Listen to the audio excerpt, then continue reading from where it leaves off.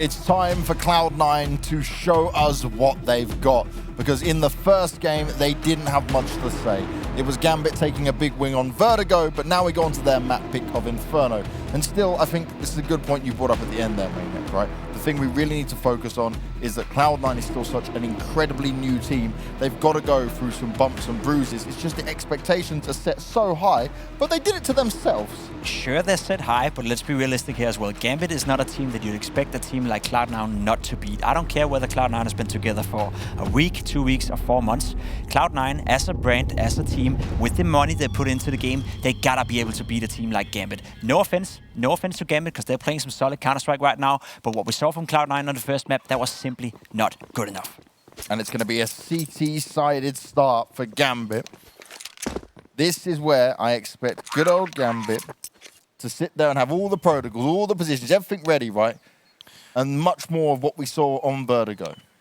Look, last time Cloud9 played Inferno, on their T side, it took them a very long time to pierce through Mouseboard's defense. They won the gun round, they converted after that, but then it was a draw of 7 rounds before they finally found a solution. So you cannot let that happen again for Cloud9. We said momentum-wise, they can be extremely good, they can be powerful. They've showed it to us against very good teams. Mouseboard's 2 maps, 6-1, 8-1 lead, they can do it. But can they fight back when they run dry, when they don't have the ideas, they don't have the kills? A couple of men we need to mention right here. Floppy used to be an ace, used to be the the difference maker for Cloud9. We have S-Tag as well. Now it's time for them to shine. Oh, Axel. He does get tap-tap, but he throws one back of his own. He makes S-Tag pay the price a little bit. They're going to start and push their way up mid. Axel taking a few pop shots in the dark through the smoke. He's able to connect one onto Woxic, but the Fanny's in a good position. He's waiting it out. Mezzi runs straight into it. Oh, and he gets the second. Oh, that's just not good for Cloud9's pistol round. They're locked in, they're boxed in. And Gambit are throwing all the punches. Gonna try and deliver the knockout one next to Shiro. He found one, but he wants some more. Alex is a bit late to the party, chilling on the side for now. Sat at the top of mid with nothing to do. They got a bit of utility to play with, but ideally, it's just not going to be something they can work with at this point. Double peek. Perfect by Gambit. And you could see the read. We can talk about preparation. We can talk about anti-strategy, whatever term you want to use.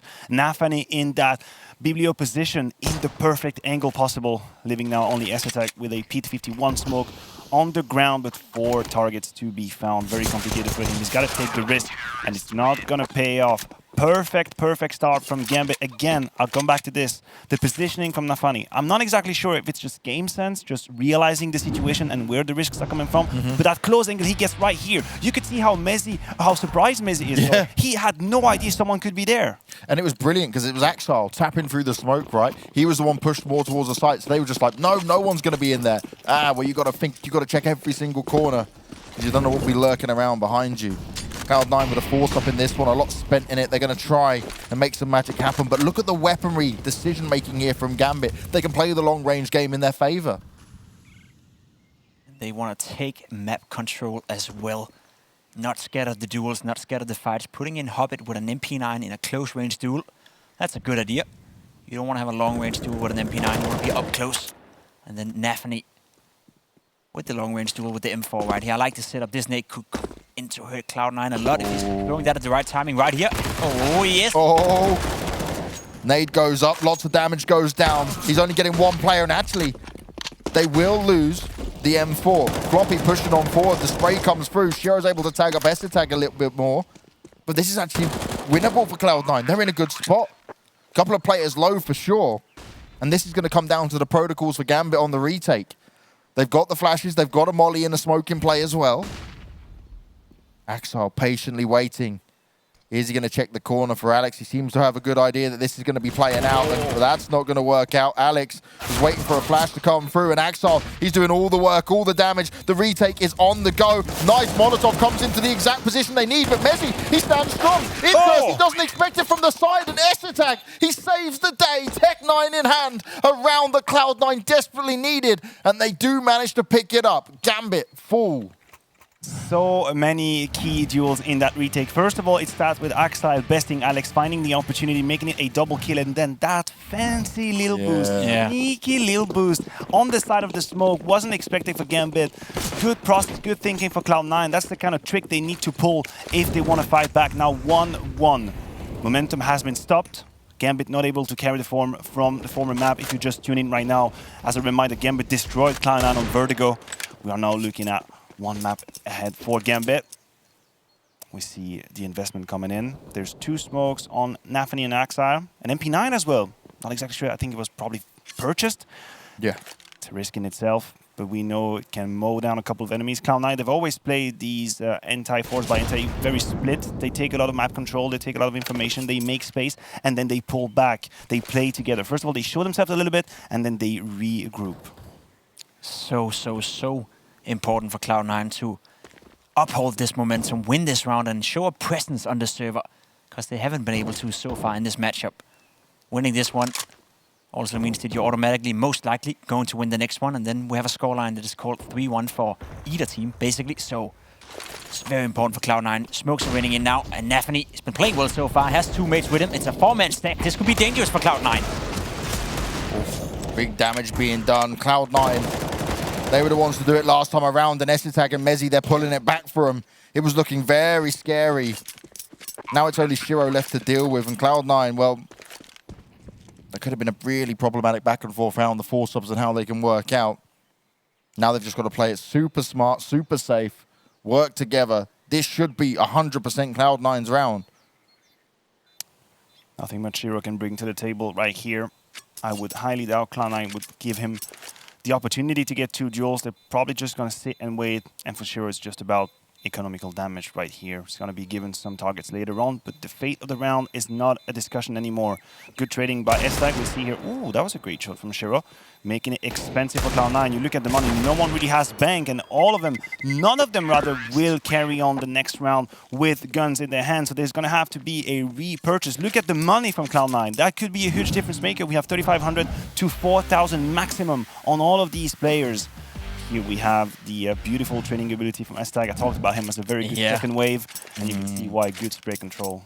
I was just about to say, I want to know what Cloud9 pays S-Tag, but in fact we already do know. But maybe they should pay him a little bit more, because he's been the best player for Cloud9 so far. He's been saving them, I would say. Of course, the start here on Inferno has been good for S-Tag, Messi as well, but the only one fighting back on Vertigo, well, that was S-Tag, so maybe he deserves a bit of a raise. Voxic hasn't contributed with much so far, so maybe he can borrow a bit of his. Wow. That's a dangerous Pandora box you're opening right here. Pim's just trying to either bankrupt Cloud9 or just get more Danish players higher money. I mean, if you're willing to spend money, you may as well go all the way. Hold on a second. Can you imagine how terrible this could be if you have a salary that's only based on kills? Team would just fall apart. People would bait for each other all the time. What if I told you there is a team right now where the base and the bonuses are based on how well they place in the HLTV ranking? Yeah, HLTV ranking is not exactly the same as skills, but as I'm talking about, Gambit is actually making it really costly for Cloud9. The good gamble coming out of the sky as even Messi will fall. What happened is the 4v1. Esther just left. Guys, I have the B side. Where are you guys? It was like in one of these horror movie when, you know, someone get lost in the mansion and then just realize no one is behind him, there's no light, and then there's noise coming out of the room next to you. Still winnable. No armor. But there we go. Shiro takes him down. Did we just witness a full anti-eco lose from Cloud9?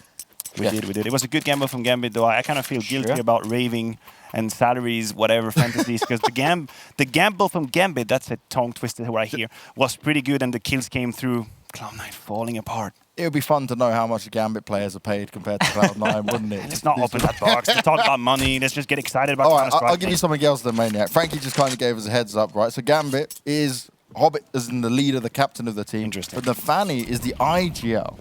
So he's the one that not only was fragging out like a madman, but he was getting it done. We talk about these fragging in-game leaders and where we're at in current meta of CS.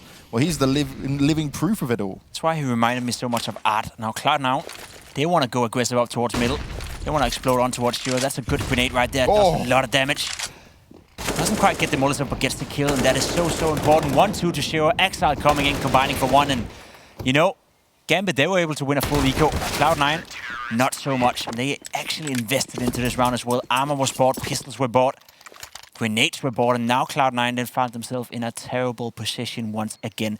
As I said, coming into this game, I feel they need a good start. Because the longer we drag out this game, the more they have to reinvent themselves, the more creative they have to be, and that's when it comes into factor that they have not been together for that long. And look at the money again here for Gambit, right? We spoke about how smart they were being with it. They won the round that obviously was just USPs being invested, but it was Cloud9 that continued to force and force and force, and now they're sitting 2 rounds with hardly anything that they've got to play with. You're giving Gambit potentially this 4-2 unless something miraculous happens.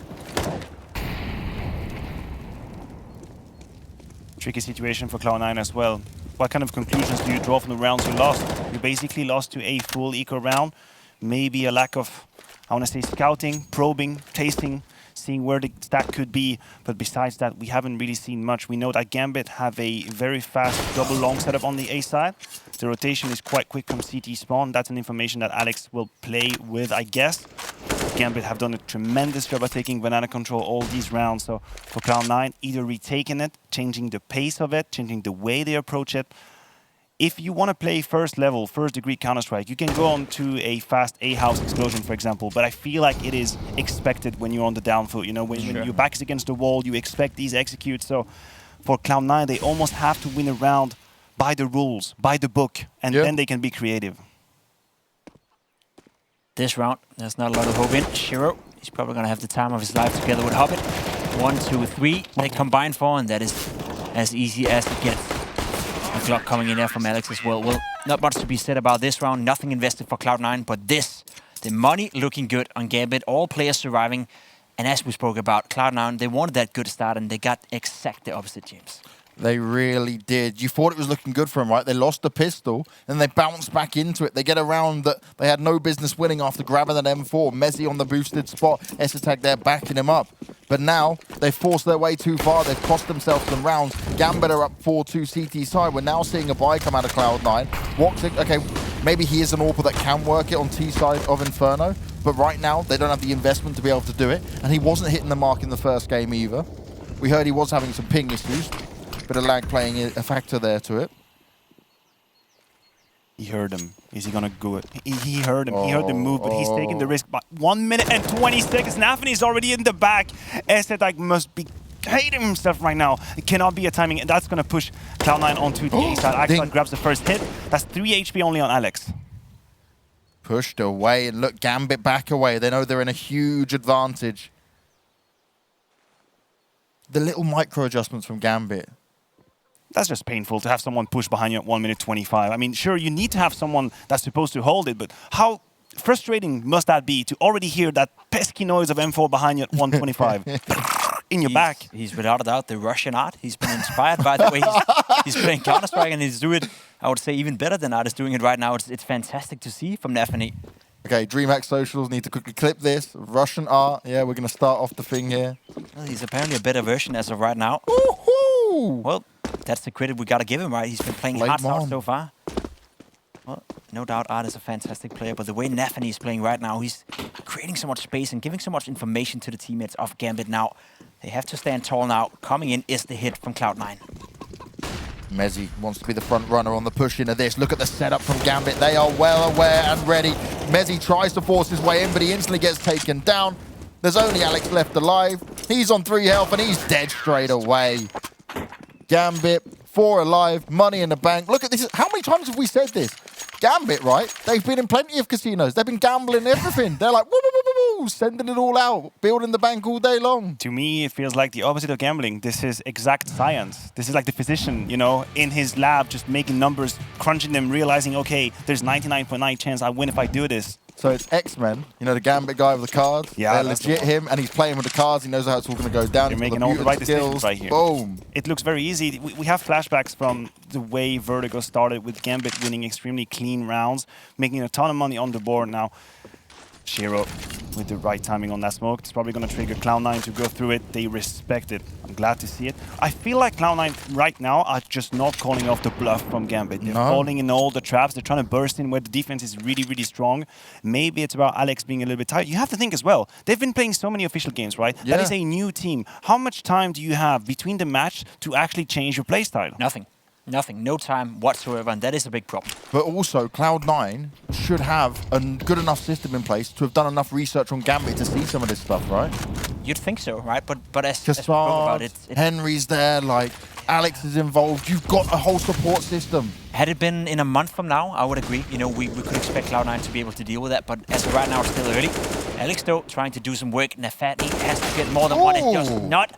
Messi as well onto Shiro, and all of a sudden, they find themselves in a 2 versus 4, and they'll have to go for the retake or what? Alex is down to 1 HP. He's passing over the AK, thank God. I think this is smart, actually. Despite having very good money, there's no need to risk. Yeah. And there's no need to hand over any more guns towards Cloud9. So in a round that is more or less impossible to win, they make the best out of it, and the best in this scenario is simply just not to fight it, not to give over any more weapons and give Cloud9 more gifted. That was a little bit of a, you know, sign of life for Cloud9. Do you know what?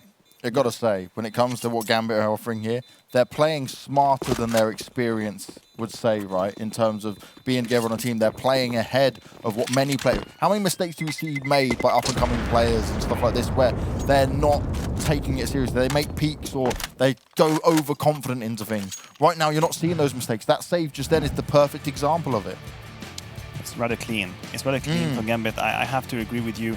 Again, they evaluate the situation quite efficiently. They seize the opportunities when they have them, and if they don't, they just play the numbers game. Yeah. They just play the stats, and you can see how much money they have moving on to is round number 9. For Cloud9 now, it's about not being reset. Only S-Tag and Messi have some money. Voxic is going to try and make his magic with the AWP, but the floor is lava. He can't really stay. That's another Molotov pushing him out. Life is so hard for him. He's going to have to use that Molotov. I never understand how these Molotovs spread up there. Bouncing off the logs, give him a little L shape to work with. S-Tag wants to force him away himself. Nafany's going to push on it. Oh, you're a madman. Oh, he's a madman, and he does it. S-Tag still hanging there, and he gets domed instantly. Gambit shutting down the B aggression from Cloud9. The mollies were perfect. Alex is going to try and force his way up now, but already the damage is done. You've lost 2 key players, and you're in a 4v3. The backup plan needs to be huge now for Cloud9. What do they do from here? Drag out the tempo, find out what you want to do, and go together. You cannot split up anymore. That luxury has been taken away from them. Fantastic play on Banana once again. Gambit being proactive. They're not steering away from the fights. They seek them. They want them. Sure, in a good position here as well. Feels like no matter where Cloud9 is walking on the map, there's always going to be someone from Gambit ready and waiting. Sure will run. Exile coming in, and this is just perfect team play from Gambit. They're playing some of the best Counter-Strike I've seen all week. Well, it's Monday, but... that's like an underhanded compliment. All week I've watched. You are by far the best team of the week, and we are Monday. But it's really, really well played. We see the contingency plans coming in from Nafany here, because Cloud9 had survived the first 15 seconds of the round, Banana, and then they had themselves used the utility, and Nafany with that pop flash. Also interesting to see how forward Gambit's defensive positions are, right? They're not playing on the side, and Pit, they stayed in the rafters, in the bracket towards top mid, and Cloud9 tried to cheat a flash, Shiro punishing them, Axis from behind. Everything is working for Gambit right now, and we see the consequences of that financial battle, financial crisis for Cloud9 right here. They have AKs, 2 of them, 2 Galil, a P250, but this looks like a last effort. They lose this, they have no money moving into the next round. I was just about to say, it feels like it's already now in the game a key round. If they lose this one, they could go down 8-3, and how much can you afford if you're Cloud9 mentally as well? You come off Vertigo, you lose big time, you're never in the fight, you never really feel close to winning, and then all of a sudden you go into map number 2, where it's supposed to be your playground, and again you go behind. I think there's a limit to how much mentally they can handle. They're experienced players, they should mentally be able to handle it. For now, though, this push coming in, Inters, they're just ready, they're waiting. Gambit may have lost the opening pick, but it didn't even matter. Everyone else is getting shut down. Messi's trying to find his way in. He's backed up by Voxic, but still. Gambit, they're well aware of this. The bomb needs to be picked up. They're scrambling for where they want to put it down. Shiro going for the obvious incendiary grenade spot, but it's not going to force them off the position. It's just going to force them to the back of the site for now. Voxic on the plant. Plenty of time to go. He's got himself hidden, but Mezzy, he's gone now. Woxic to try and clutch it, but only with a Galil. He's heavily outnumbered, he's heavily outgunned, and Gambit pick up another crucial round. You talk about the Molotov for Shiro, that was key. The reason why is because they had to respect that position. They could not plant the bomb behind that coil, so he plants open behind the fountain, which is open to wallbang. Yes. And if they don't, if they wait out the Molotov, then suddenly there's no smoke. So that's a win Molotov coming out of Shiro right here. Little detail, a little bit of nerdy action, but I kind of like it. And that's why you're here. That's why I love it. That's why I want to get your voice on this more, Maniac. I'm having a good time. I'll take you back to the Forge of Masters event that Gambit was playing before Hobbit joined at the end of 2019. These guys came out and they were still starting their rise. They're starting to show some incredible stuff coming out here. But again, we poise these players. You'll remember Shiro, Axel for a long time of them finding success, but often within the CIS region, we don't see that success come through, right? They're always held back because the teams don't develop that far. This is something we can work with. Definitely, but they have to be careful now. The first mistake I feel we've seen so far in the game from Exile got punished, but Shiro waiting to back it up. Good smoke as well. And once again, they take out tempo. 1 kill to Hobbit, that's okay. Still a 3 versus 3, but this is the best chance Cloud9 have had to win a round. They weren't supposed to win so far in this game. Nafani's position. Is it going to get checked? Floppy's just walking forward. He looks for it, but he loses his head instantly. The bomb is now down in the site. Woxic's already been tanked up. He's down to 41 health with a P250 in his hand. Nafani's got to check all the corners and sides as well. Got to check his back. Woxic is still hanging around, but Inters is able to deal with him. And now it's Essetag. He may have the weapon in his hand, but again, you're facing off against the full Gambit team who are ready for you and waiting. Nice first shot hit, but he needs to do a hell of a lot more. They're dancing around each other, but again, Gambit win the fights. We have to give credit to Nafani and his position. Oh, his understanding of the situation, knowing where the next risk, what's the next logical course of action for Cloud9. He understands the situation right here, positioned himself towards CT spawn. Once the bomb is on the ground, the round almost crumbles automatically for Cloud9. So Nafani doing miracles. Shiro as well, he's 14-2 at the moment. Interns behind him with 12-4 as well. Not too shabby at all, and that's an 8-3 lead for Gambit on Inferno. I can tell you this now. I told you about the Berlin major when I met him first time. He was still studying, he was 18. He's now 19, not studying, full-time on CS, and now we see an activated brain play come in. I talked to you about that apps explosion that could come when your back is against the wall. Shiro has been passed on the information. He saw them with the AWP. Now it's about Inters with the M4. First to a kill, and the trade is here for Exile as well. Good crossfire. That's 3 Cloud9 players. Oh, and 4th one from Shiro as well. And in a matter of 6 seconds, Cloud9's hopes are crushed. And 5 alive! Gambit with the lockdown. Cloud9. They're not flying high no more. They say they get paid the big bucks. But right now, they're not proving it. They're not showing it. Look, the situation is not as bad as we think it is. It's a 9-3 scoreline on the T side of Inferno. They can do it. Say they fight back for 2 more rounds. I'd give them 2 more rounds, knowing their experience, knowing how they can play Inferno, how the protocols must be known by all of these experienced players. Maybe Mezzy not exactly fitting my narrative right here, but I believe in Cloud9. I think winning 1 or 2 rounds could give them enough speed to push it back. I believe they can win 1 or 2 rounds. I don't believe they're winning this match. James, come on. Some imagination. Help me out. I've got your imagination, yeah? And then I look at reality and logic, which suggests Gambit. Yeah, I'm a dreamer. Right now. I'm a dreamer. Spot on. Do you know, actually, did you see my tweet yesterday when Gambit won? I did not. So I did an event and I brought my son along with me. He had to choose a team logo he liked to predict the team. He picked Gambit. He obviously knew the future was there as well. Smart all the way. It just runs in the family, Maniac. So what happened with you? Wow. Wow. Why are you going to burn me like that, bro? That was too much of a risk. You gave it to me, James. You're supposed to be nice. I expect that from Pim. I got you, mate. Well, we've all been wondering for quite some time, James, so you may as well answer. I'm leaving. I'm leaving. Wondering, Cloud9 right now probably wondering how they can make it work with Tech9, a Deagle, a P250. I'm looking at the utility, only 2 smokes and a flash. That to me suggests maybe a B play could be on the cards later on. They might try and do some damage on A side, but the positioning suggests they will actually A explode, might be on the cards, but like a mini sand smoke could be what's going to happen.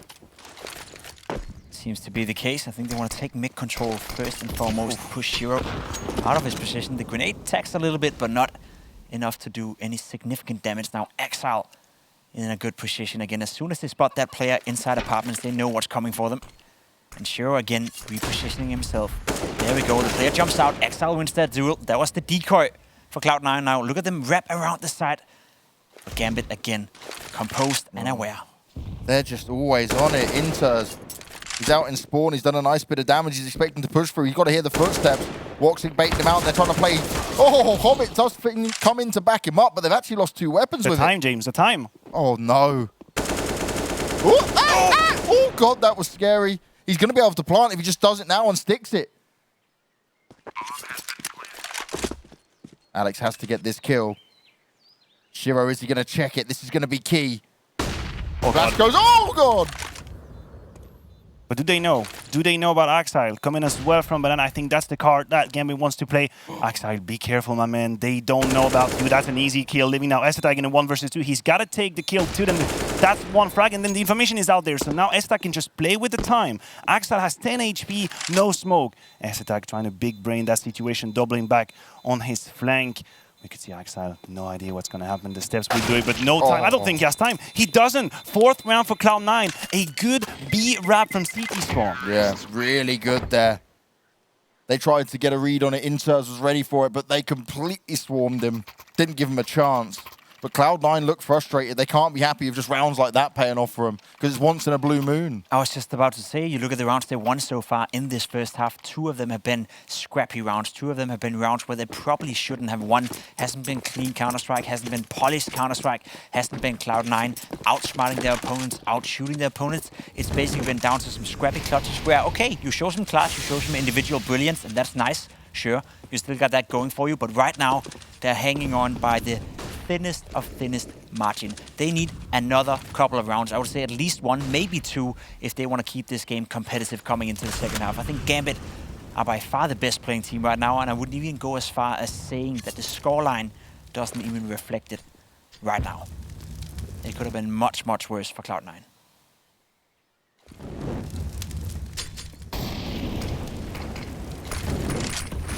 Estetag is playing a dangerous game right here. He's being segregated from his teammates. He's alone, playing behind light smoke. The main task of Cloud9 is taking mid, and a good kill from Estetag. That's going to put the entire defense in disarray. We see on the minimap, Hobbit was willing to rotate because of that kill, but he doubles back. A good read coming out of the experienced player through the smoke. He finds Messi. Will it be unable to be traded? Yes, smoke in hand. Floppy will take that occasion all day, every day. Now Exile just a little bit late on the trigger. Just some damage onto Woxic and a potential 4v1 on the B side. Oh, tagged as well though. Shiro, he hits 1. It's a leg onto Alex. He needs to get some kills. He's out in the open.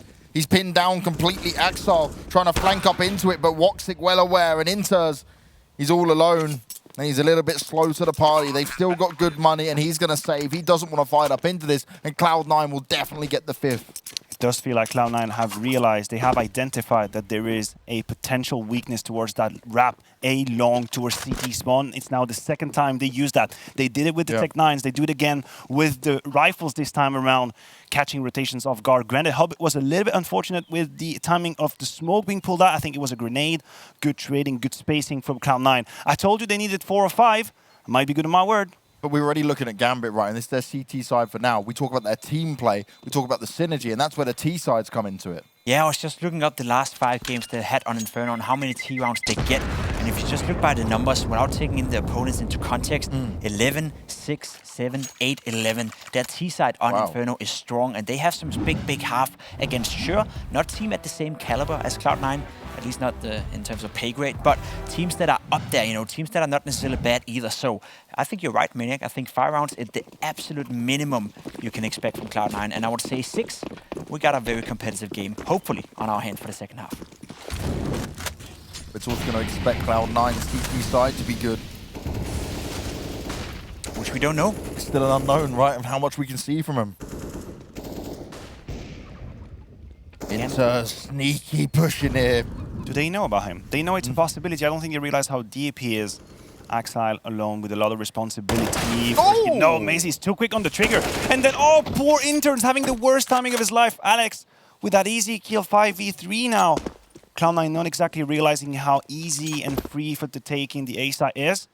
But at the same time, I can understand why they want to take their time. 5v4, it's all about going through the motions, respecting the protocols. Don't let someone like Shiro in the AWP be the difference maker. Good spacing. Floppy's here to punish him. Hobbit will have no say in this round whatsoever. Oh, I say that though, Floppy being a little bit risky, my man. Got that haircut for free. Alex pushing in through the smoke. Easy 5v1. A clean round. Probably the cleanest we have seen from Cloud9. Definitely. This was much needed from Cloud9. An execution at the end there. We get a 9-6 first half to Gambit, but Cloud9, they find their feet towards the end of it. Is it going to be enough to pull them through to a third and final map? Find out in the second half.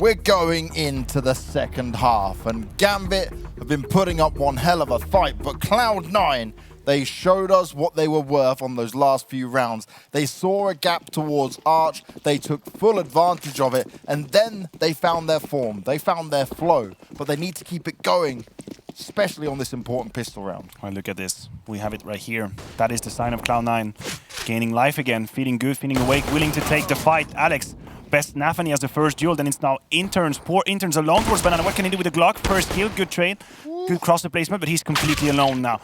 Granted, the kill is here, but look at this. Apps completely open. That's now a 3v4, but the A side will have fallen. Woxic not able to adjust. That's now a bomb plant, 3 versus 4. Still winnable for Gambit, but it's all about the hole. 2 in their sight, and Hobbit down in pit for now. Smoke's going to go on out. I'm going to cut some of his vision off, but he's ready for them to push on in. He takes the first few shots, but he needs some backup for sure. They push on into him, and Hobbit's getting it done. it's just all falling apart for Cloud9. I like the smoke pushing Hobbit out of position, but then again, it's not really that much of a good position he's getting out in, right? Hobbit is easy to find a kill, and then the rest of the team from Gambit hitting their shots, and I don't even know what to say right here. Cloud9, they put themselves in a good position. Maniac said it, showing signs of life. They're being aggressive again. They're not scared of making the plays. They're not scared of taking the game to Gambit, but every single time that happens, it seems like Gambit are just one step ahead and waiting for it, ready for it, and good enough to deal with it as well. I must say, I've been thoroughly impressed with the way Gambit has been playing so far. I think their composure on the server right now and the way they conduct themselves in this game against Cloud9, who are still fighting, as Maniac said, is great to see from a team that I guess many didn't expect much from. Still feeling confident, Maniac, in the comeback? There's still a chance. There's still a chance. 6-10. I'm not ready to throw in the towel for Cloud9 quite yet, but this round is going to be oh so pivotal. We've seen the full investment coming in for Cloud9 so far. They've decided to play the good old 3-2 setup. Undecided for Gambit as to what's going to happen. We see the main share, the lion's share of the attack going towards B. They have 2 smokes. They have a Molotov, whereas Cloud9 are running a little bit low. I say that of 3 smokes. Nafany being spotted. But does it pull the trigger? Look at this, the reaction coming in from Estak. He's leaving the B side. Only one player left to defend it, and that is Floppy with a smoke and a deagle and I guess a dream. Nafany, he's going to sell this fake, and then Floppy, he's going to be in big, big trouble over towards the small bomb side. What? No, they're coming back. They're coming back. They had the right read, but they're going back to the big bomb side.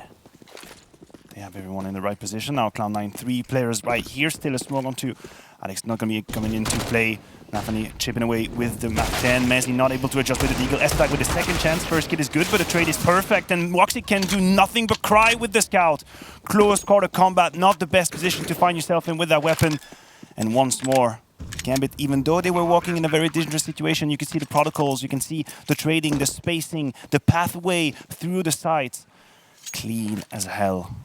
And that's a sign of class as well, that despite you may not always make the right decision, by then they couldn't know, they couldn't know Floppy was alone towards this smaller bomb site. But even if you run into a stack, it's not going to end up like Cloud9 in the first half, where the protocols are not in there. They still use the utility well, they frag well, they trade frag well, and they use the positions to sort of like, I wouldn't say bait each other, but to make sure there's always a refag potential when they go in towards a bomb site. Right now, what I'm seeing, I gotta stress it and say it again and again and again, I guess, until Gambit have won the game, which I think they will, winning this round. But they are playing some solid Counter-Strike. I knew they could be good. We saw them half a year ago at We Play James, and we saw them play good, but this level they're showing right now, sure, against the Cloud9, they may not be playing up to the same standard they were just a couple of days ago.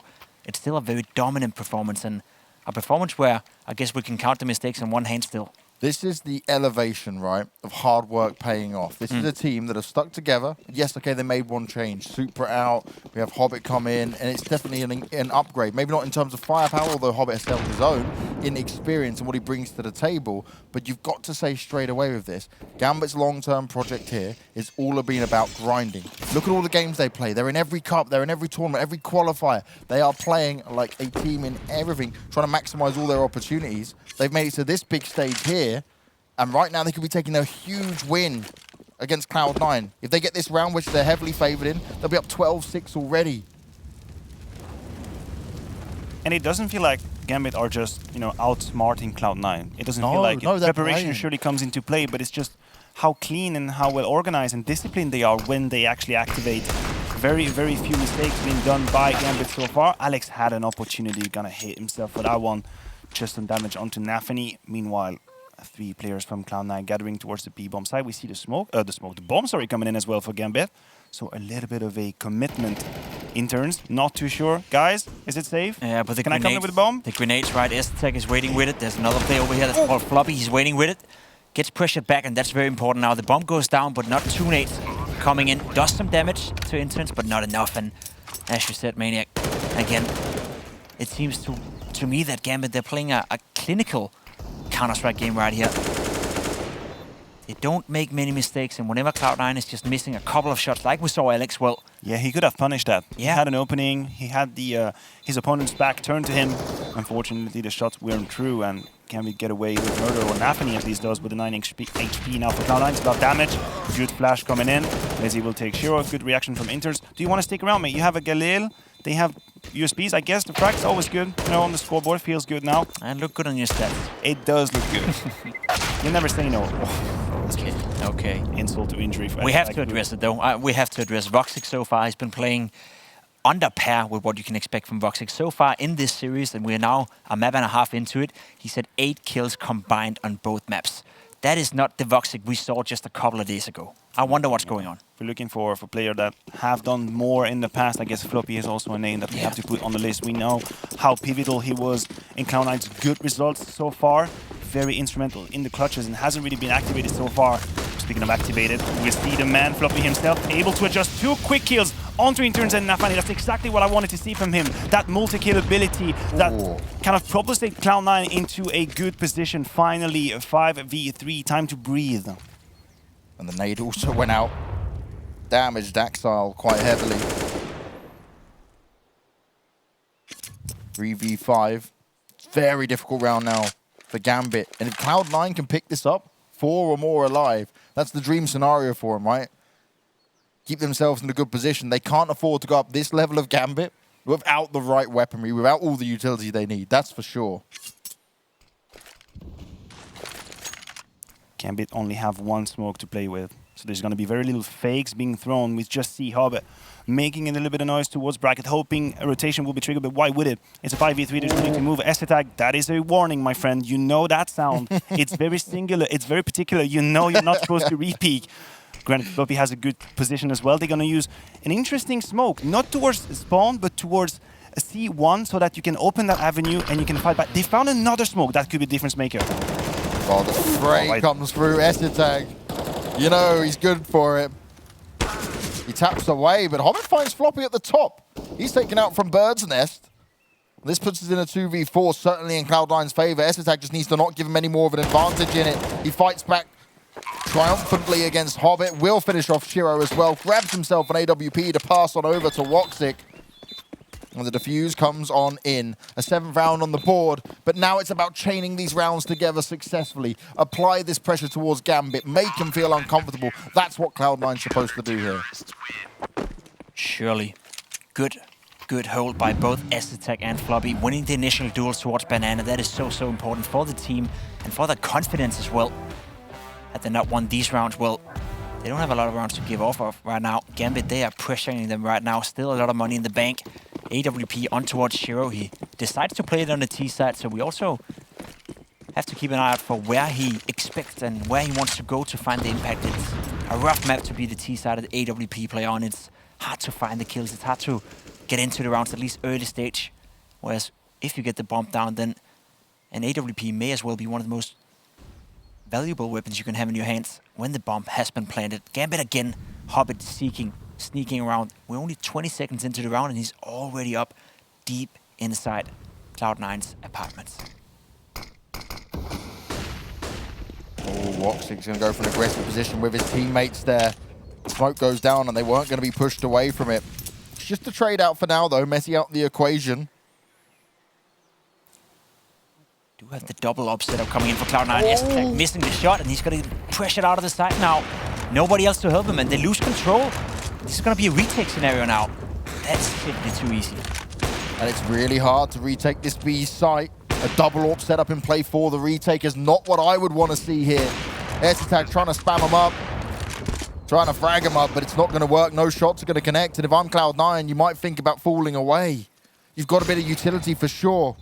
They seem to want to fight for now, but Hobbit, he's able to get away with one. Oh, and that's S-Attack going down. You cannot fight this any longer. Shiro might even go for a poke again. He might be cheeky as you like. He wants to make it all go in their favor, and he's forced the Cloud9 team away. Key round. As soon as Hobbit finds the lurk towards Banana, the round is over, because Gambit know that they only have to worry about that flank. Speaking of which, Hobbit will add insult to injury. Floppy's down. That's now just one AWP being carried away on the next round. Gambit finding the opening on S-Attack that was alone with the AWP. Unfortunately, when you miss that shot playing from CT spawn, you're done for. You can only play the retake. And I want to ask you, I want to hear your take on that. If you're the sole player towards that bomb side, you're playing with an AWP, and you're well aware that you have 2 ops on your team already, is that not a very risky position to be in? You have to go out banana, fight for the control, or at least be towards side or coils where you can refight or at least try to get some kills. If you give up the bomb side in a 4 versus 4 and you have to retake with 2 AWPs, is that not almost giving up the round by per default? It was very complicated. Cloud9's plan was to retake bracket with 4 players. They did it. When they did, it was a 1-for-1 trade, so they couldn't really get away with it or not the advantage they wanted to have. As a result, I think S-Attack's loneliness was kind of prolonged, and he wasn't supposed to be alone for too long, and that trade was a problem. I agree with you. He could have played from coils, for example. But again, CT spawn is a pretty standard position. If he had gotten that shot through the first smoke and the first flash, then stay passive, that would have been it. It would have been 1 kill, staying alive. I wouldn't mind it too much. But unfortunately, not connecting the shot now for Cloud9. It's do or die. You look at their finances, you realize how important that round is. There's an MP9 on Floppy, is all he could afford. S-Attack's playing alone, Banana is going to get pushed out. Good job by Gambit to retake some map control. And S-Attack, he's feeling frisky, he's staying very close. That could be dangerous. He needs to be oh so careful. And if they bait out some of his utility as well, if they do want to push in, he's the lone defender on the B site. It's not a position you want to be in. Oh, the spam coming through from Floppy there. He's going to do some chip damage towards Nafani. That's the kill. That's the kill they needed. But S-Attack is alone anyway. Alex is going to be out of scenario, so it's all on S-Attack.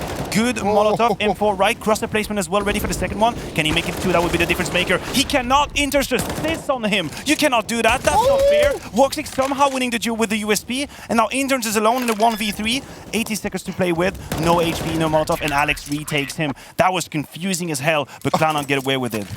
Get away with it is the key word there. Confusion, chaotic. S-Attack left alone for far too long. The B hit comes in, but he does enough. He does enough. If he didn't get that kill onto Axile, it's a completely different story. That was the key pickup. And Alex managing to get the flank coming in from the Fanny. They were well aware of it. They were able to put it in, but it wasn't pretty. But it was Martinez as well, right? Because you saw Alex just spray a guy through the spawn in CT smoke. And it's like, that kill, you can't expect to hit that. That was, I wouldn't say lucky, but it happens once in a while. And then Voxic, all of a sudden, pulling out his USP and hitting a shot, which we haven't seen much of from him this game so far. That was a nice USP shot. Interns, he gets caught off guard, takes a lot of damage by the Molotov, down to 51 HP. It seems to me that Cloud9 slowly but surely are starting to get warmed up into this game. They're still playing with confidence. I think that's good to see. They're not afraid of making the plays. They're not afraid of taking banana control. They're not afraid of fighting. And that is always a great sign, especially when you're behind. I cannot understate the importance of that round. Yeah. It is going to be key. It was make or break. It would have been GG. Yeah. Most likely. It would have been, what, 14-7. They would have been on an eco. Definitely 15th. 80% sure for Gambit at that point. What's sure for Gambit right now, though, is they're heavily outnumbered and gunned. Instantly Floppy domes in one. Hobbit's trying to flank around a bit in... Yeah, Woxic has a lot of information. Yeah. He's got everything. So as long as Woxic... And you could see the rotation cheating out of Alex. That could actually backfire heavily for Cloud9. Because Woxic has that deep information, Alex is comfortable rotating towards the B bomb side. But now with 30 seconds on the clock for Messi, he's going to be pretty much alone. Woxic is close to him. He's going to put down that smoke towards Apps, but that's not going to discourage them from jumping out. So it's going to be Messi or nothing. First kill, granted, that's Axile going on. Second kill from Messi, stepping up to the plate when they need him the most. Woxic feeling frisky going in through the smoke, and the backup is here. Good job from Lionel Messi.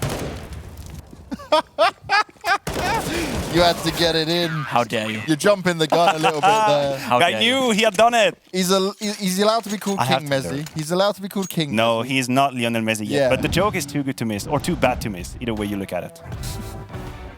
Points for trying. Participation award for Maniac on that one. I'll be happy with it so far. I'll be happy with it. When was the last time we saw Cloud9 having a strong hand and strong control on the financials of a game? Right, right now, they have it. They have some money in the bank. We see Woxic with 4,500. But for Gambit, finally, that's the sound of the Glocks chirping away in the trees. Whereas for Gambit, well, they are struggling a little bit when it comes to the financial situation. Unfortunately, they couldn't bring in the money they had on Vertigo. If they could, it would have been nice. right now they have to take a tactical timeout, maybe find out where is the weak link within Cloud9. And honestly speaking, Voxic has been missing a couple of shots. He's still fighting, still playing with confidence. I think that in itself is a very strong character when you're not hitting your shots, when you're not feeling it, but still you're able to go for the fights and you don't let your team down by not going for set fights. I think that's important.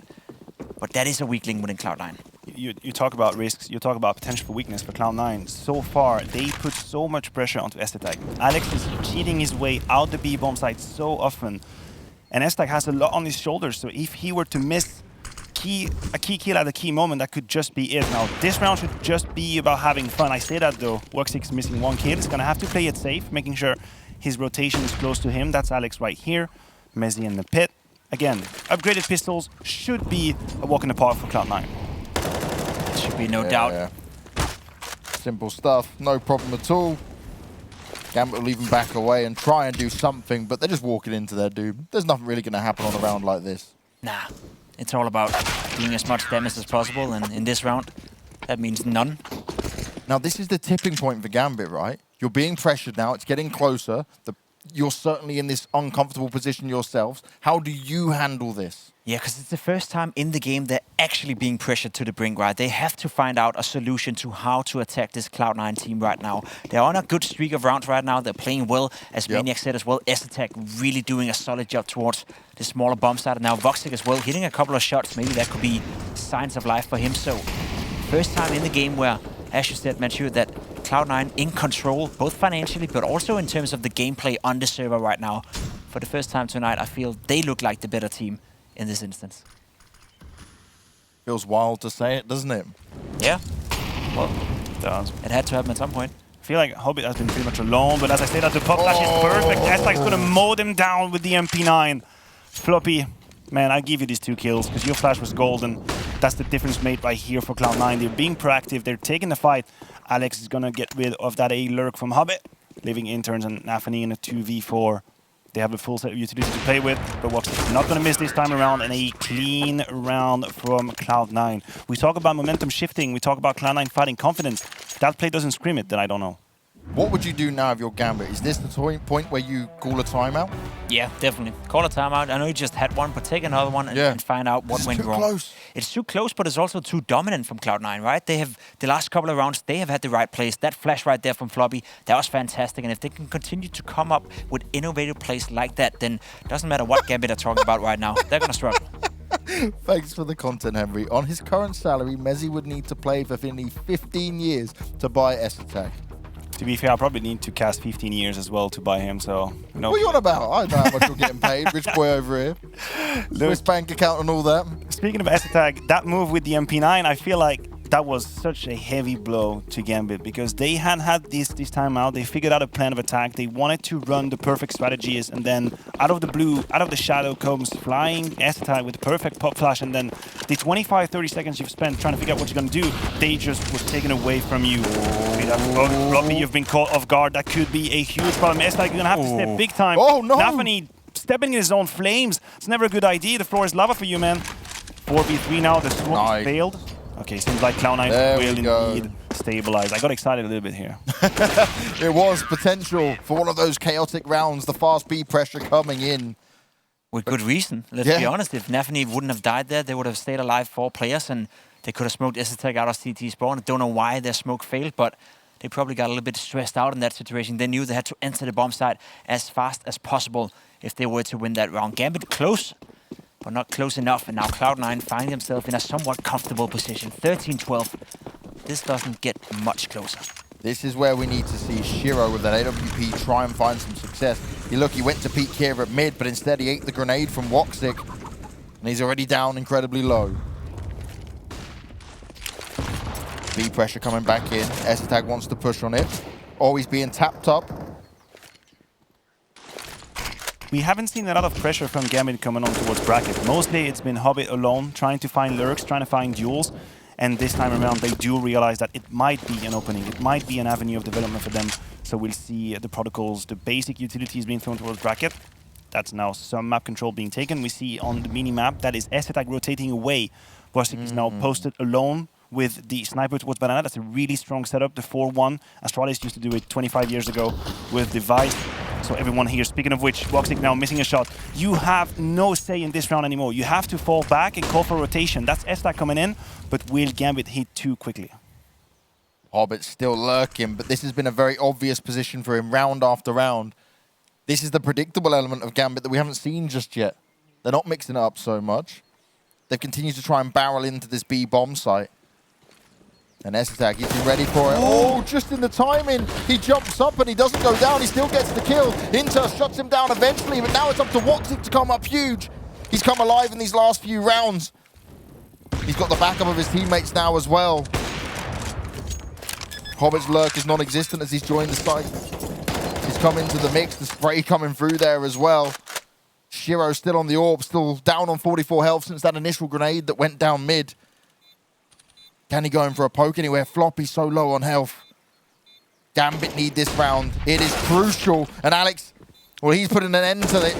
Inters wants to try and make some magic happen, but now they're both in the same area. This is not what they want to see. Orb shot landed. Oh, they're ready for it. Shiro, he gets it against Woxic. 2 players to the back of the B site. And Gambit get their 14th. What a round, what a clutch, what a play by Interns as well. Standing top of the third box, getting the first kill, falling down, baiting for Shiro. Obviously dying at the end of here, but Shiro not missing a shot. That was a nice retake from Cloud9. Good flash coming in, good pressure up towards Banana. But at that point, when you have so good players and so good positions, if you're Gambit, then it's out of your hands if you're Cloud9. They couldn't have done more than they did, and yet still lost. Talk about the flash, and the utility truly was the MVP of that retake. Everyone was dry. Just one flash for Cloud9. They used it to great avail, but Inferno was just too beautiful with the M4. So trying to retake control. Axide is good for 1. Floppy has the trade, and Alex is already on his way to secure that side. But here might be a timing. Do they go through the smoke? Do they believe in that possibility? Woxic would have loved it. Posted behind with the AWP, just pity, pity, pity, pity, come here through the smoke. But it's not going to come through. Messi is now posted in the pit. Moving around, trying to retake some position. But now, it's again a situation we have seen in the past. That Abs explosion, but Messi switches things around. No, he's in a good position for it. He's got Woxic backing him up as well. Shiro, only good for 1. They would have heard that tick away as well. Throws out the molly position, 100% known. Woxic trying to push on it. The nades are going out. There's just too much happening all around him. They put an end to him. Cloud9 get the 13th. They'll avoid themselves from being put too far down behind. And Gambit, they just can't chain these rounds together. It's broken. Props to Messi. Props to Messi for changing his position at the very end. We knew that situation happened in the past. He was playing towards pit, and the first kill is pretty much granted, offered to him, because he takes Gambit by surprise. And now, as we see on the right-hand side, the consequences of that round are huge. Gambit are going in with the half-buy, almost like an not Nico round, but very little. And they try and play the speed card. The flash is perfect. Inter's able to trade, but Floppy's too good with the AK. That's 4 Gambit players on the ground. Make it a 5th. 14-14, round number 28. I want my first overtime. Casted, right? This may be Pimp why we didn't give him a mic before. I said I wanted him to talk more. I'm sorry, I'm having a good time. We've let him off the rails, you know. Maniac Unchained. Someone do some magic. I mean, sometimes when kids get too much sugar, it gets out of hand. But drinking water. Can't blame him. Can't blame him. Excitement is good, and I agree with you. I wouldn't mind an overtime this time around match here. I think both teams have been playing well in the beginning. Of course, Gambit, the better team now. Cloud9 finally found some footing in this game. Grenade is good from Woxic. Does a lot of damage. But Shiro hitting a shot again. Fantastic. He's really come to life the last couple of rounds. They gave Woxic the opening. But Axel's going to find one of his own. Alex spraying it out, but he's only able to get one. Woxic pushed back. They don't want to push into him, though. He's got the AWP, but they've got the site. The bomb has been planted, and Hobbit's position could be crucial. Axel's up high. He's got cover from the smoke, and he sprayed into 1. Enough damage. Hobbit was there as well, but now his position's known. The grenades go out, and it's up to Essetag on Woxic, but Woxic all alone. Essetag can't even get the refrag in there as Gambit. They sit poised and ready to get to the 15th point. The dual Axile wins versus Messi is worth $1 million. $1 million. Messi had no time to adjust, no time. Oh my God, he did it. All right, I'll give that one to you. You can have it. Messi, which I talked about, had been instrumental on these a-holes this time around. No opportunity to fight whatsoever. The entry is clean. Even though Woxic had done a good job, Axile removes him from the equation. Hobbit is quick on the trigger for that trade towards side, and with it, we know how complicated these retakes can be. 15 to 14. And a tactical timeout called by Gambit. They understand how crucial the situation is. And I just want to give some credit here to Gambit as well. We saw them play fast a couple of rounds where it didn't work at all. We saw Floppy shut him down, we saw S-Attack shut him down, yet they didn't stay away from the fast Counter-Strike, they just changed their approach. Instead of going up towards S-Attack and Floppy, who have been showing themselves to be some good players on the CT side, they changed it up and they went aggressive towards A bomb side. And this time around, as Maniac said, that trade threat coming in from Exile, that was so important, and that was enough. Maybe they found the weak link winning Cloud9, and now they find themselves in a position where they can take down the Colossus 2-0. It's certainly on the cards, but it's gonna take one more solid round, and that's a nice start. Floppy gets tagged to 35, forced away by the molly straight away as well. There's no B presence either here from Cloud9. S-Attack's at the back. Again. Oh, if he gets picked off, though. Smoke goes down. Backup's being called for. Axile's pushing on in, and he's spraying out. He's done so much damage, but couldn't net himself the kill. Where was the smoke? How is he alive? Luck. Wings. A lucky charm.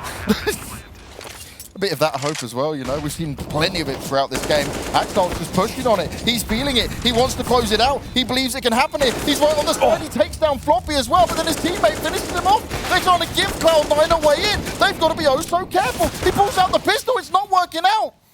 Now it's all on Hobbit, but the nade comes in. Hobbit, he did it at a major before, and he's done it again when it matters the most. Grenades are flying, and Messi goes down 16-14, and Gambit take down Cloud9 2-0 in an absolutely brilliant Inferno. What an ugly round to end it all with, right? Back and forth, grenades coming in, missing shots, missing sprays, missing opportunities, I guess, but a game that was fun to watch, Matthew. You call it ugly, I call that craziness. I call that action, that's what I want to see. It was all across the world, it was fury all around. S-Attack was this time again abused towards that CT spawn position. Hobbit coming in clutch with the nade, and they've done it. James, you've said it, they could do it, and they have done it now. 2-0 versus Cloud9. But you're right, sometimes. How does it feel? Yeah, it's only happened once. You spent an entire week being wrong, and now for the first time in your life, I guess, right, James? See, so there we go. Suck it in, embrace it, and enjoy it. I'm going to take it as good as you take things, Pimp, you know. I'm just going to sit there, ride the wave of it, enjoy it from start to finish. I honestly, I did not expect them to pull that back on Inferno. I thought they would have been figured out. I thought Cloud9 were coming online. Woxic stepping it up, right, hitting those shots, exactly what they needed when he'd had not just a quiet game in Vertigo, but a quiet series. I think Matthew had a key point here, saying that S-Tech was being, dare say, abused in the last round. It was not his fault, right? Because he was doing so good early stages in the game. He was defending that bomb site by himself that Cloud9 felt comfortable that we can leave S-Tech by himself. But you know how hard it is to be the sole player defending that bomb site. We cannot put any blame towards S-Tech. It's not his fault. He's so good that they were willing to do that. But again, Cloud9, they fell short to a well-playing Gambit. They did fall short to a well-playing Gambit. Gambit get the 2-0. Cloud9, the Colossus, find themselves in the lower bracket here, and we'll be talking more amazing Counter-Strike action after the break.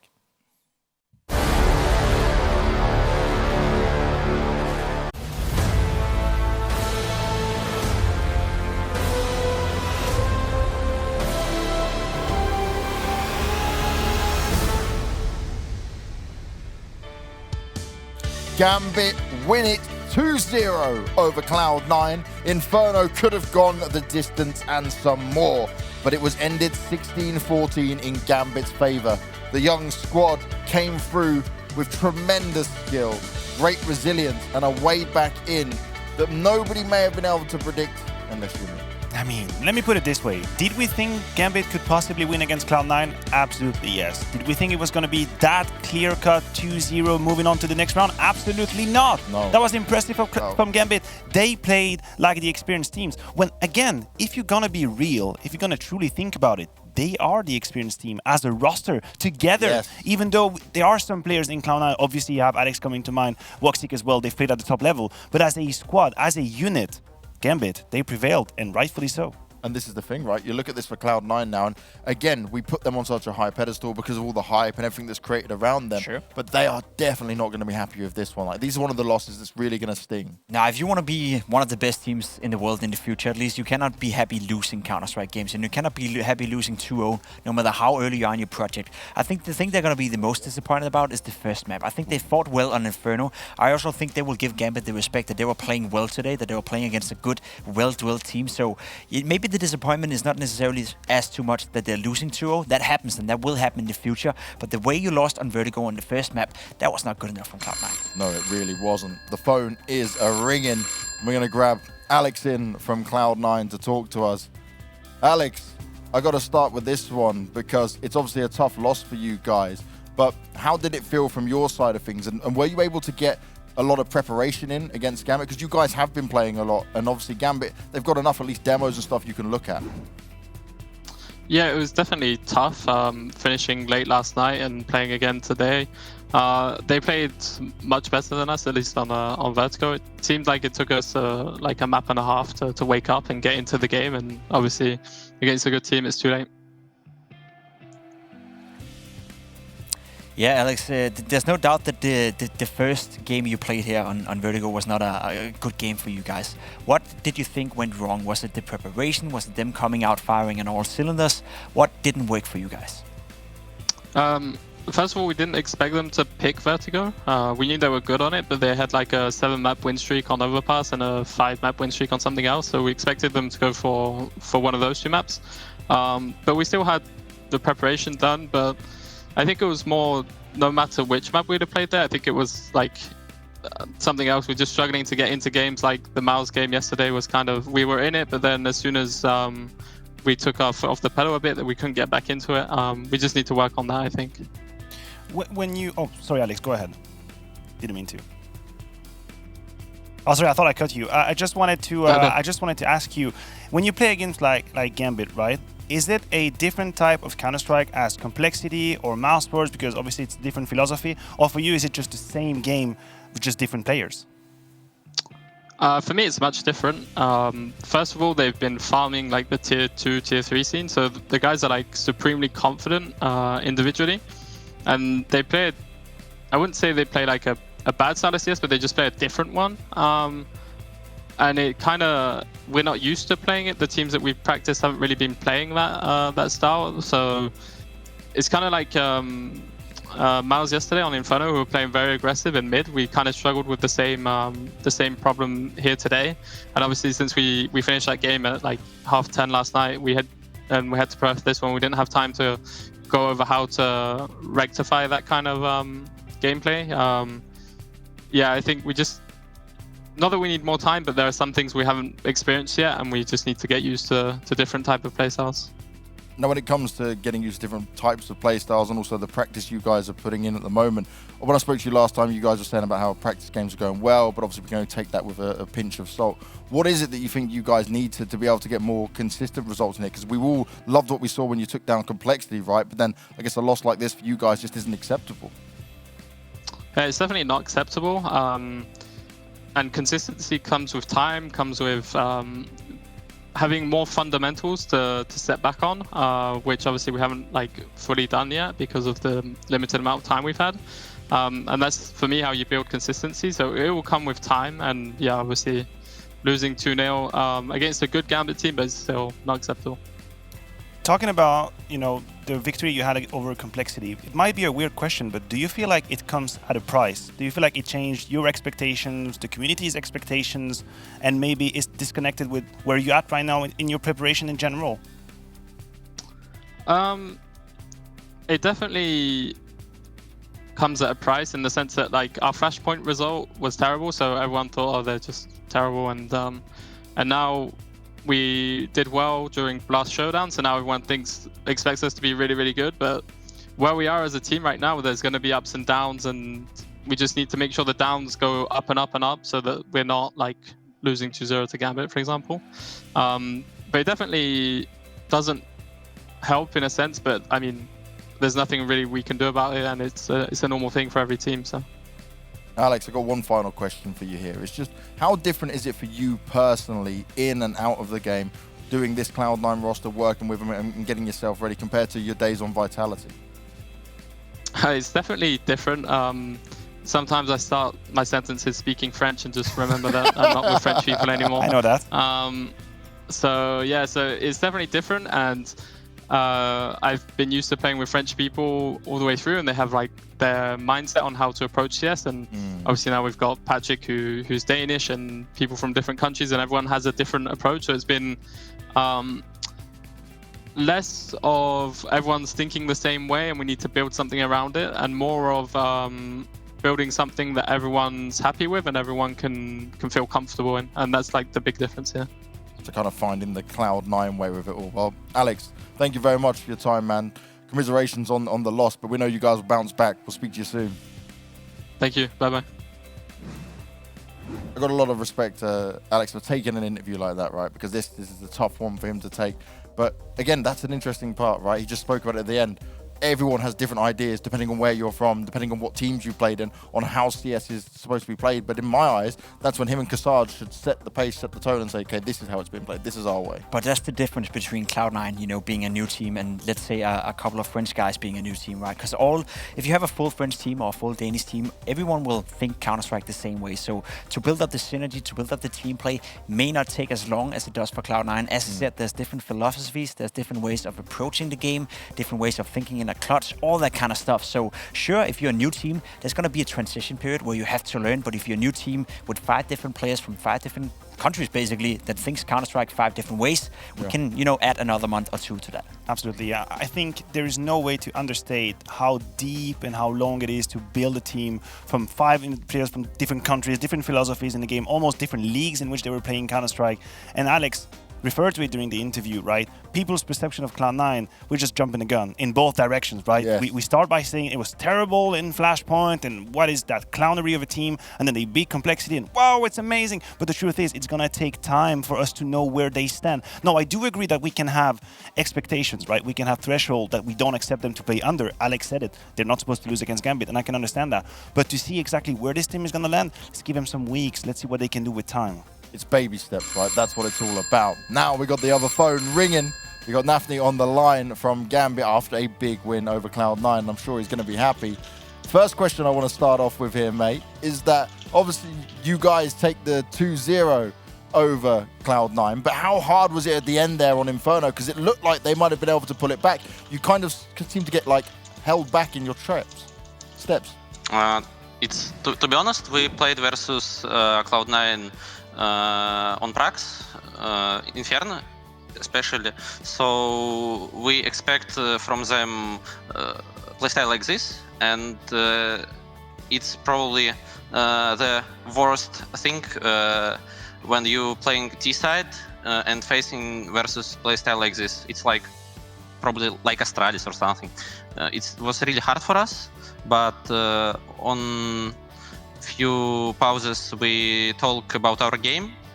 I call few things and it works. So it certainly did work. And I've also got to ask, right, when it comes to Vertigo, you guys made it look really easy. You guys had many protocols and setup ready for it. Did you guys just have absolute confidence in it? And they definitely seemed surprised by your pick. To be honest, Cloud9, it's like young team. I mean, they not practice too much, so I knew that probably they will not expect aggression from me on A side. So I always trying to do some space for my team, and it's worked. They can't stop me, and sometimes they stopped our rush, but we just said, okay, let's go play default, and that's all. I was just about to ask, because we don't watch much Gambit, you know, against the top tier opposition. You guys are still relatively new when it comes to playing the big tournaments. Are you always this aggressive on the server? Because I agree with you. You created a lot of space, and you are by far the most impactful player on the server, especially in the beginning of the match. You know, they let us play aggressive like we did, because usually some teams like shooting through smokes or something like that, like make some stuff, but they not. for some reason, and so that's all. I want to ask you about Hobbit, because that's a player that we know a little bit more. And if you could give me just an explanation of the role he's had in the team, does he use his experience with you guys? Hobbit, it's in this time he's second caller, he lurker and sometimes playmaker, because he got really good aim, and he sometimes have really good.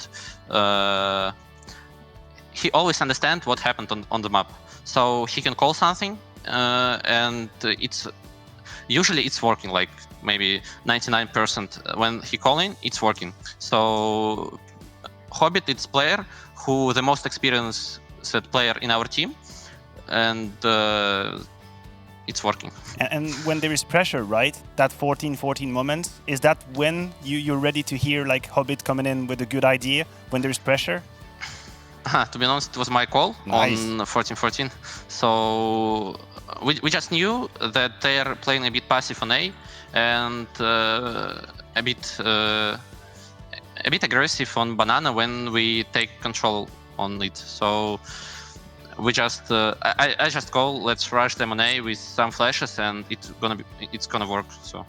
Now, I want to ask this as well, because I was talking about this when we just started up the show. I remember back at the Berlin Major when I met some of you guys, and we were seeing that you guys were still at school, you were still trying to practice full time. Now you guys are all playing, right? This is all full commitment. Is that correct?